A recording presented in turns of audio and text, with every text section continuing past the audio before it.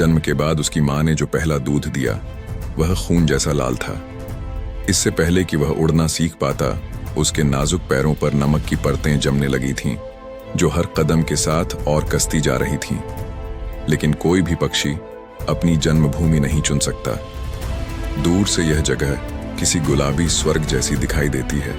झील का पानी गुलाबी रंग में चमकता है और हजारों फ्लेमिंगो उसमें खड़े नजर आते हैं। लेकिन पास जाकर पता चलता है कि यह अफ्रीका की लेक नेट्रॉन है, एक ऐसी झील जहां ज्यादातर जीवित प्राणी जिंदा नहीं रह पाते। इस झील का पानी बेहद क्षारीय है।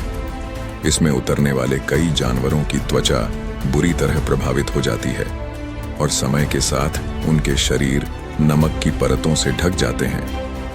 लेकिन इसी खतरनाक जगह को फ्लेमिंगो अपने बच्चों के जन्म के लिए चुनते हैं, क्योंकि यहाँ जमीन पर रहने वाले शिकारी बहुत कम पहुंच पाते हैं। बारिश का मौसम आते ही झील जाग उठती है। नीली हरी काई तेजी से फैलती है और पूरी झील गुलाबी रंग में बदल जाती है। तभी हजारों फ्लेमिंगो यहाँ आते हैं, नमक की मिट्टी से छोटे छोटे घोंसले बनाते हैं और अपने अंडे देते हैं। हर अंडा उनके भविष्य की उम्मीद होता है। करीब 30 दिन बाद छोटा चूजा अंडे से बाहर आता है।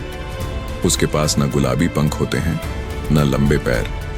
वह बस एक छोटा सा धूसर बच्चा होता है जो मुश्किल से खड़ा हो पाता है। माँ धीरे धीरे अपनी चोंच उसके पास लाती है।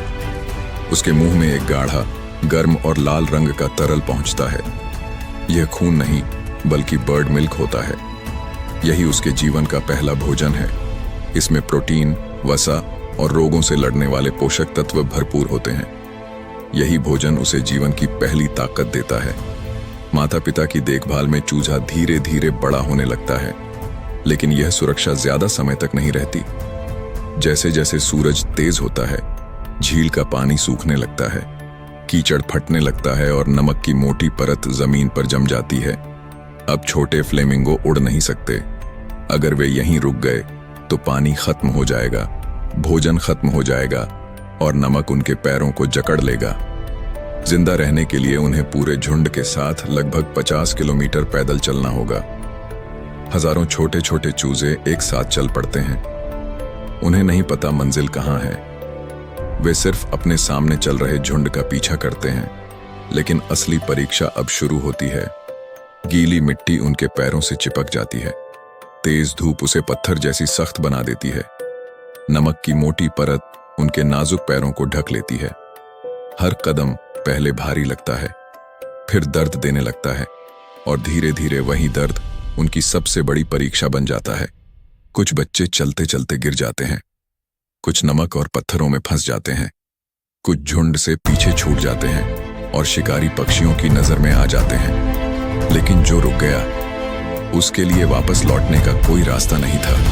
एक छोटा फ्लेमिंगो भी दर्द से जूझ रहा था। उसके पैर कांप रहे थे, हर कदम उसे तकलीफ दे रहा था।